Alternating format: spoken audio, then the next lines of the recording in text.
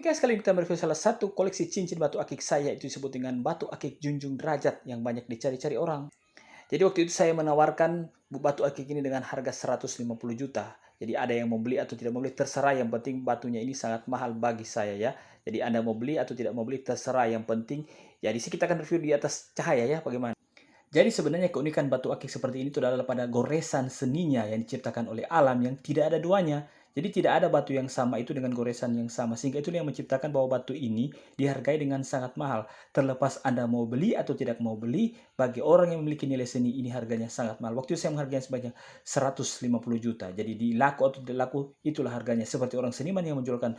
Nah kalau kita balik ini kan ada yang unik guys dari batu akik. Itu memiliki wajah seperti seorang wanita yang memeluk seorang anak. Jadi ini luar biasa guys. Ini adalah ciptaan dari alam, lukisan dari alam. Dan bagi Anda yang like, jangan lupa untuk subscribe untuk review yang berikutnya.